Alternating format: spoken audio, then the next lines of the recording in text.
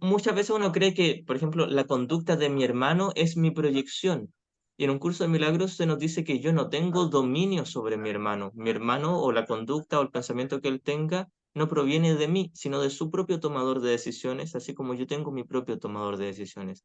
Si mi hermano elige estar en el ego, por mucho que yo esté en el Espíritu Santo, si mi hermano ha decidido quedarse en la mente errada, yo no puedo hacer nada contra eso. De hecho, esa es la libertad que tenemos de poder elegir. Entonces, como no tengo tal vez el dominio para controlar cómo me tratan los demás, sí tengo el dominio para controlar cómo yo interpreto el trato de los demás. De eso sí tengo total dominio. Entonces, cuando nos damos cuenta de que proyección en el modo práctico de un curso de milagros también es interpretación como percepción, solo que es una interpretación errada.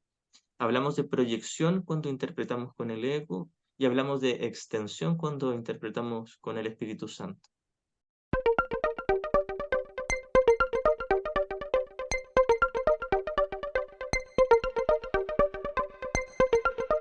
Dado que el propósito no es el que yo le he asignado a este mundo, tiene que haber otra manera de verlo, porque veo todo al revés y mis pensamientos son lo opuesto a la verdad. Palabras más, palabras menos. Esto es parte del extracto que está en la lección 57, el primer repaso, y que es alusivo justamente a la lección 33 de un curso de milagros que dice, hay otra manera de ver al mundo. Y vamos a estar hablando de esta lección y profundizando con el maestro espectacular. Él es Íxaro Sweet, que nos acompaña desde Chile. Íxaro pues ya tiene más de 5 años en lo que es la extensión y la práctica de un curso de milagros. Hola Íxaro, ¿cómo estás? Gusto en saludarte.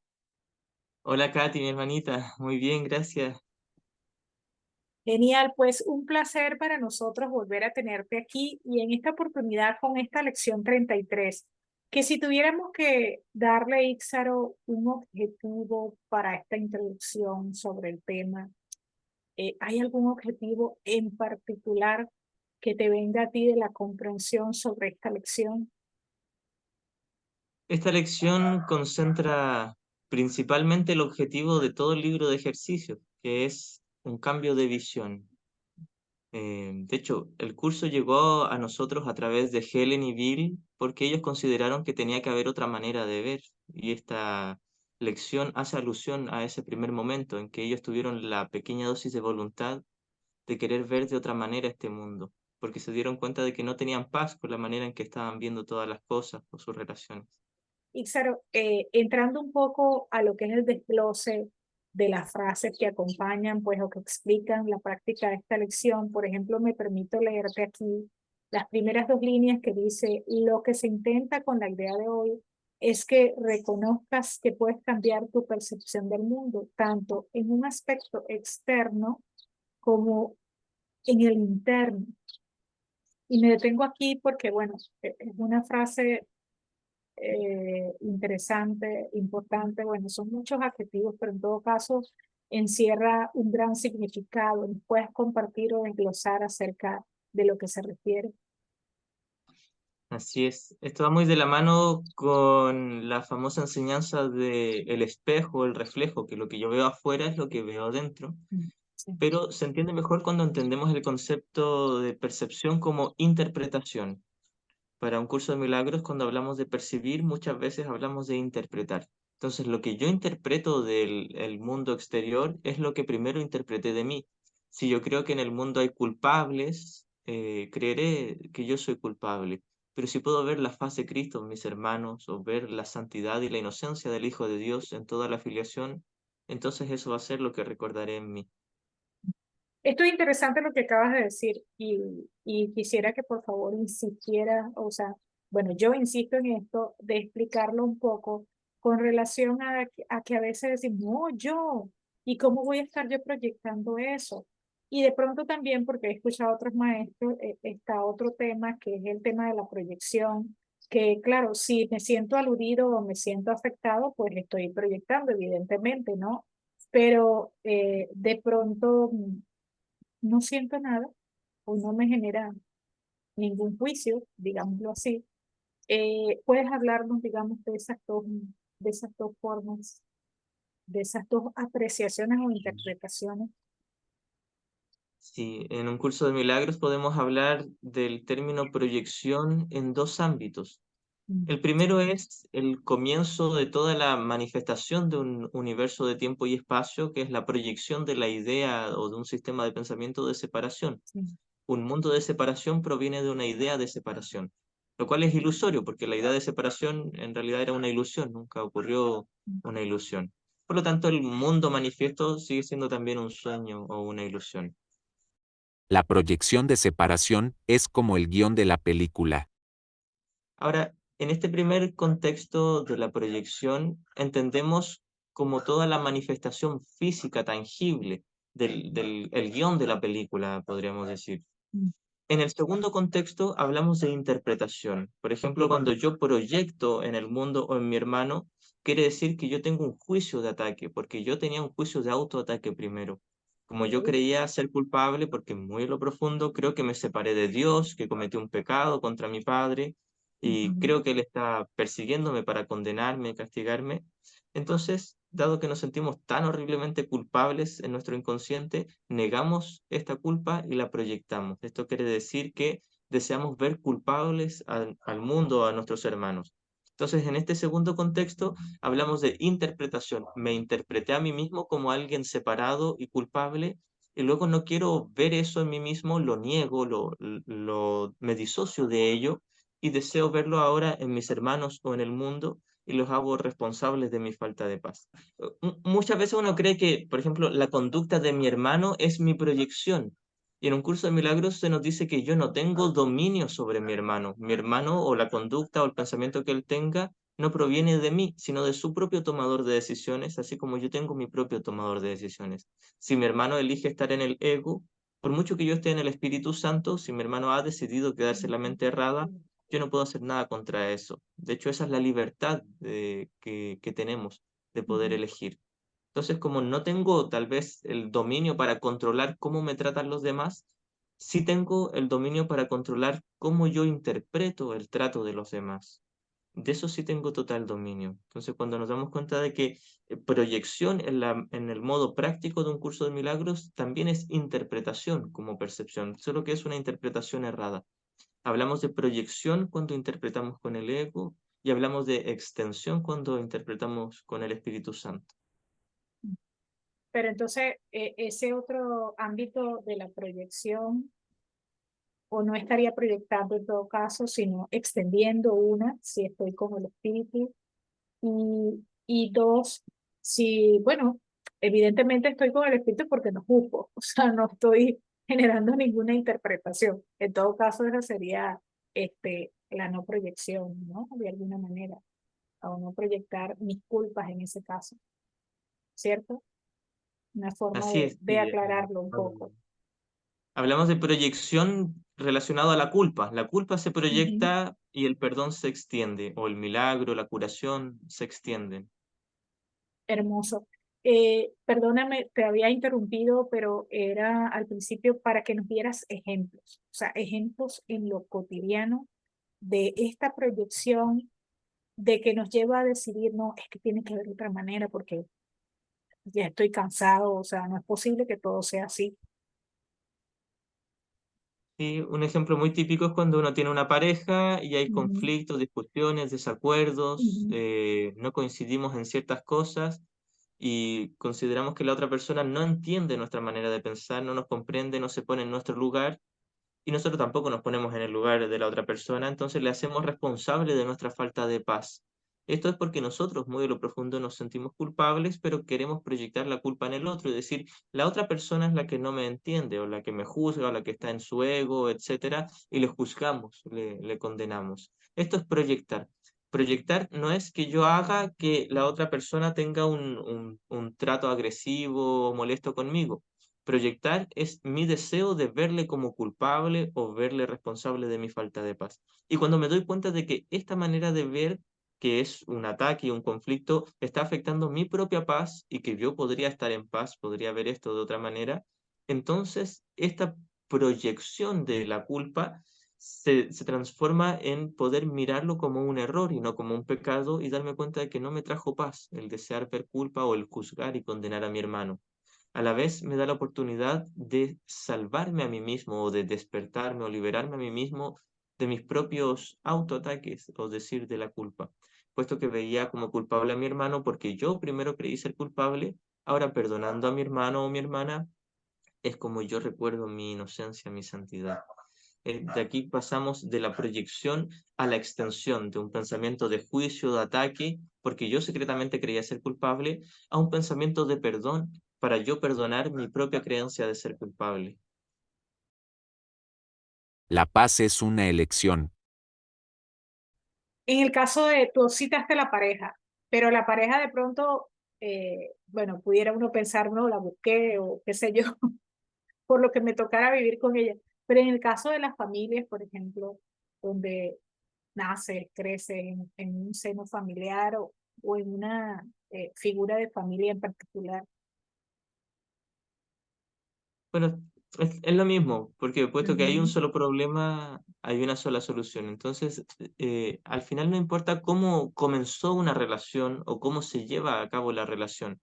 Si en mi mente no hay paz, Mm. es porque estoy viviendo con el maestro equivocado y podría cambiar. Es porque estoy proyectando culpa y podría extender curación o perdón. Así que da lo mismo si una relación la comencé desde que nací, por ejemplo, con los padres o hermanos, o una persona que la conocí el día de ayer simplemente. Al final da lo mismo cuánto tiempo nos llevamos conociendo o cómo se ha manifestado conductualmente la relación. Lo importante es si estoy en paz o no estoy en paz. Si no estoy en paz, es que estoy proyectando con el ego y podría cambiar, abandonar ese maestro errado del ego y quedarme con el maestro correcto, el Espíritu Santo, y poder practicar el perdón o extender el milagro. Excelente. Y quiero pasar aquí al segundo párrafo y en la segunda frase, donde dice trata, claro, está hablando de las indicaciones, ¿no?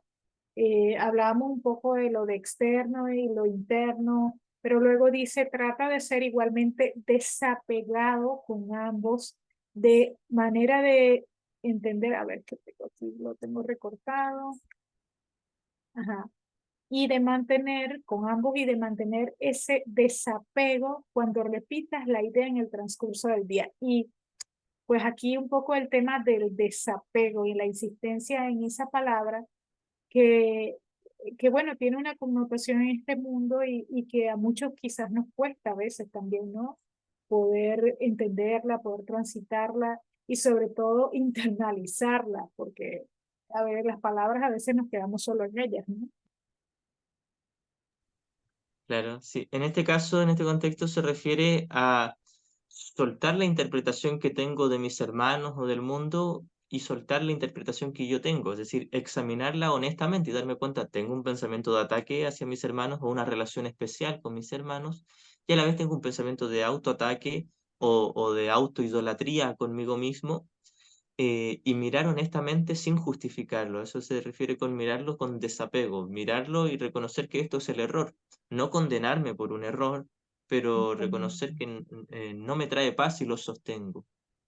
Excelente. Eso de no condenarte, porque a veces caemos, bueno, no sé si te ha pasado, pero por ejemplo a mí me pasaba mucho y comencé a ver que me enjuiciaba demasiado, o sea, muy exigente, muy crítica, y bueno, y todavía a veces me sorprendo con eso, y es como la autoflagelación, ¿no?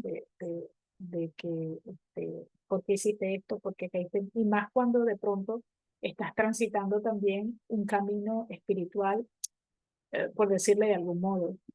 ¿Por qué hice esto? ¿Por qué dije esto? ¿Por qué haces esto? ¿Y por qué vuelves a caer en lo mismo de pronto? No, no sé si te ha pasado. ¿Cómo ha sido tu práctica, por ejemplo, con relación a esto? Sí, muy tentador sentirse culpable cuando uno ya está en un camino espiritual y se supone que deberíamos ser constantemente pacíficos y amorosos y de repente entramos en un pensamiento de ataque, de desesperación, de rabia incluso, y luego nos echamos otra carga de culpa encima por haber elegido al ego y tener todos estos pensamientos. La idea es primero ser honesto con respecto a estos pensamientos. El curso nos lleva a mirar todo esto con mucha honestidad sin esconderlo. Hay una línea donde Jesús nos dice no debemos escondernos nada el uno al otro. No porque sea un pecado esconderlo, sino porque no voy a poder reconocer su falsedad si lo escondo.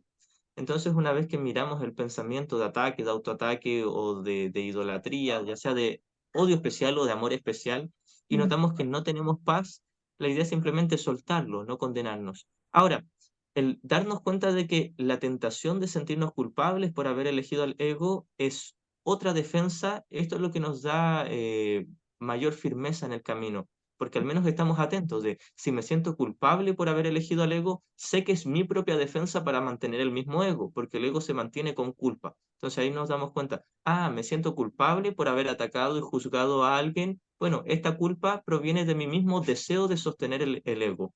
Entonces ahora nos damos cuenta de que sentirme culpable por elegir al maestro equivocado es una defensa estratégicamente planeada por nosotros mismos para conservar el mismo ego y no nos ha traído paz. Entonces podríamos inmediatamente soltar esa culpa y también soltar el juicio de ataque que a la vez va a soltar el primer inicio, el primer ataque que teníamos contra nosotros mismos.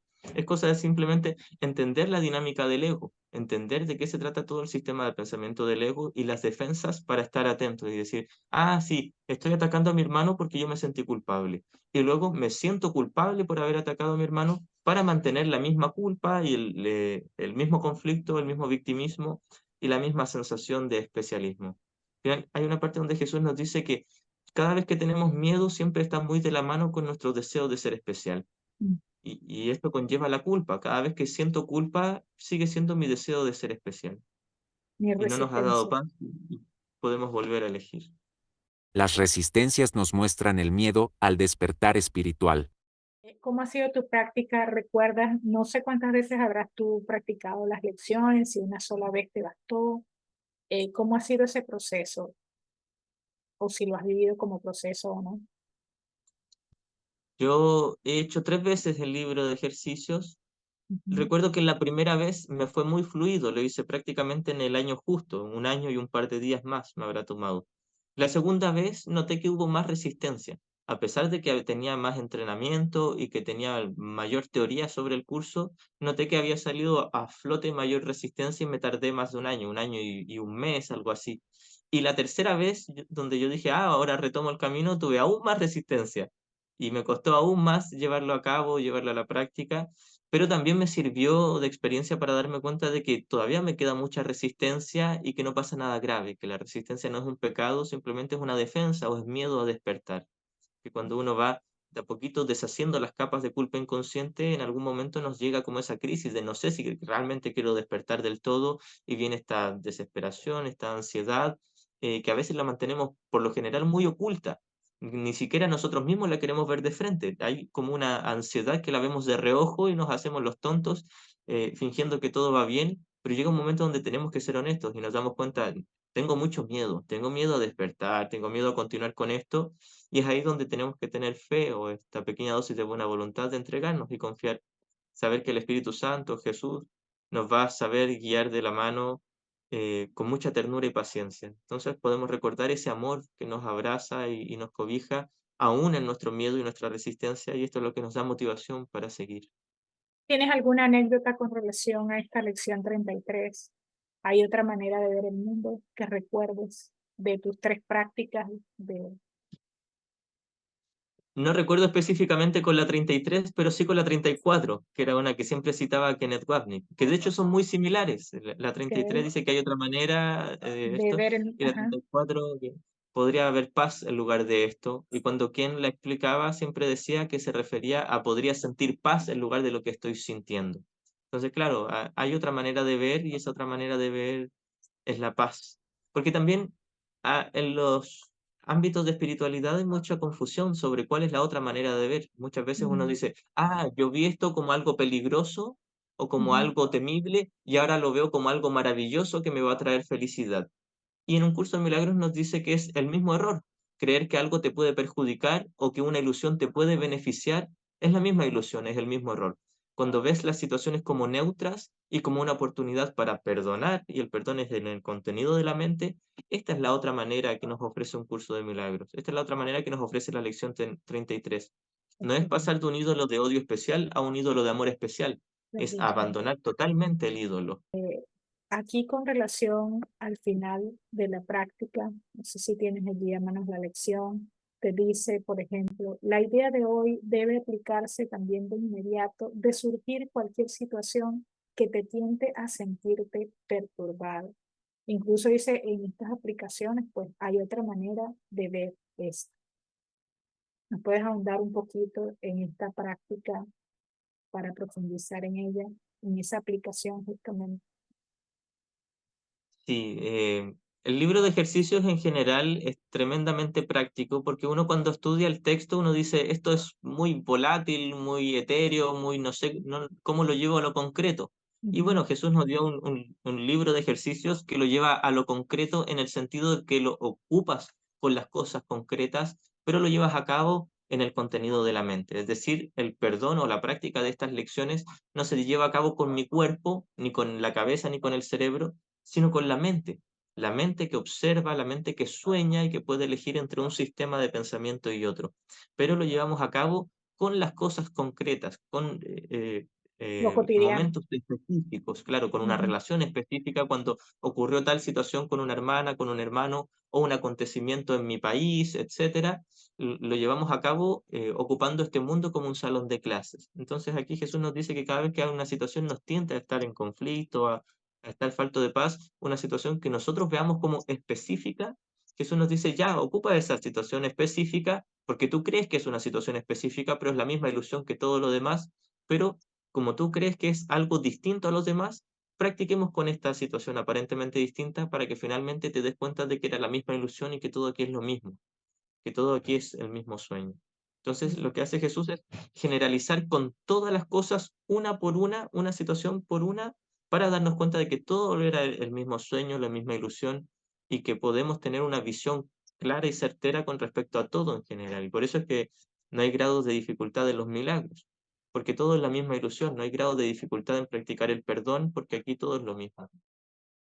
Hay que celebrar la resurrección del Hijo de Dios. Hablando de ilusiones, Íxaro, cae oportuno, estamos celebrando a nivel pues, mundial lo que es la Semana Santa. Y claro, el programa sale el jueves, jueves santo, pues según el calendario. ¿Qué nos puedes decir con relación a esto, a esta resignificación y siguiendo la lección? Hay otra manera de ver el mundo, hay otra manera de ver, por ejemplo, la Semana Santa.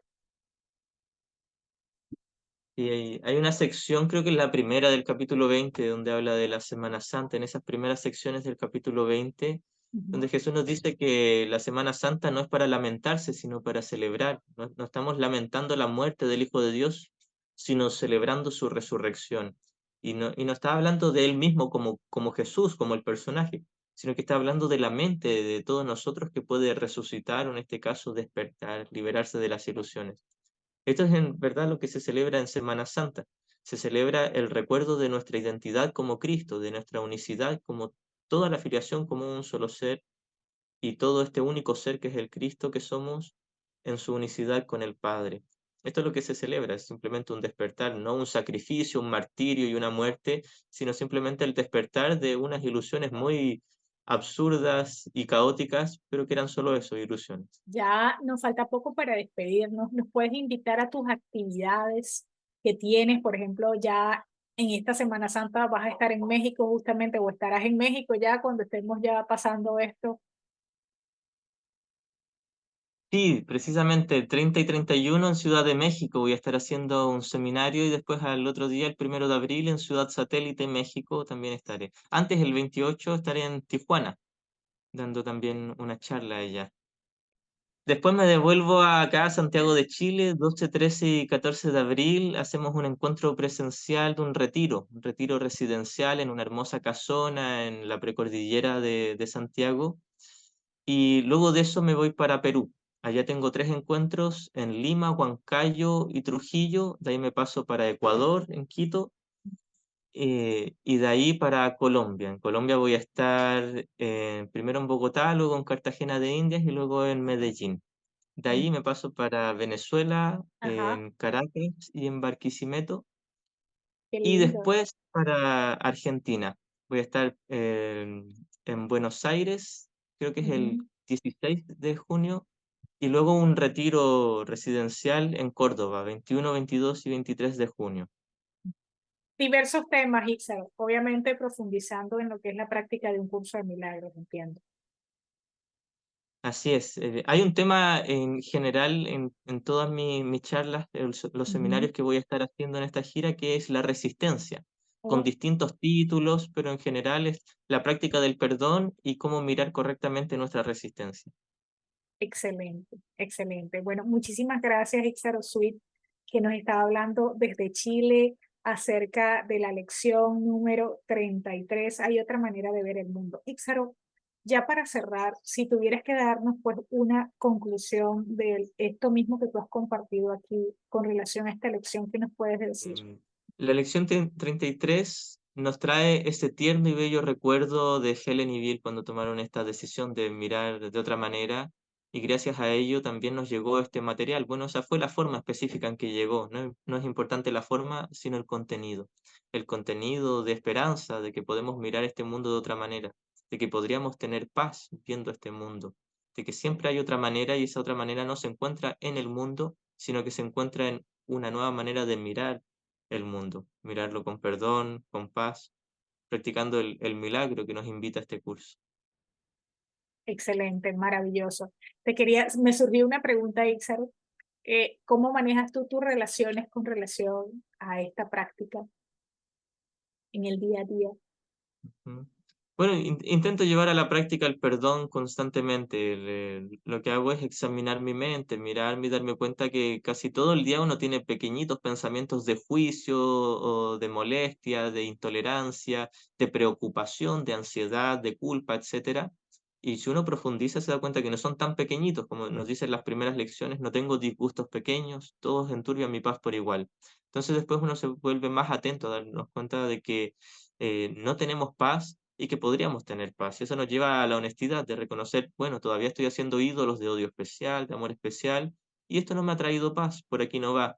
Me ahorillé en un callejón sin salida donde busqué solo las ilusiones y no tuve paz. Y tiene que haber otra manera, ¿cierto? Entonces ahí llega ese instante santo donde nos damos cuenta, bueno, no estamos solos, no tenemos idea cómo descifrar la nueva manera, pero hay uno que sí sabe que ya está en nuestro interior y que nos toma dulcemente la mano y nos acompaña. Excelente, bellísimo. Muchísimas gracias, Ixar Swift, desde Chile, maestro que tiene ya más de 5 años en la práctica y el estudio de un curso de milagros. Bueno, aquí hemos dejado todos sus datos para que la gente que lo siga, pues ya saben, va a estar en México en Semana Santa, va a estar en Colombia, va a estar en Perú, va a estar en Venezuela, va a estar en Argentina, regresa a Chile también en los primeros de abril para hacer sus actividades. Igual ya lo pueden seguir a través de sus redes que hemos colocado aquí. También Ixaro es muy activo en sus redes sociales que hemos colocado. Ixaro, te honro, te bendigo. Muchísimas gracias por tu atención amorosa, hermanito. Muchas gracias, Katy, por todo el cariño y el apoyo. Te mando un abrazo. Gracias a ti. Bueno, bendiciones. Mi nombre es Katy García de Cuánticamente y será hasta la próxima. Chao.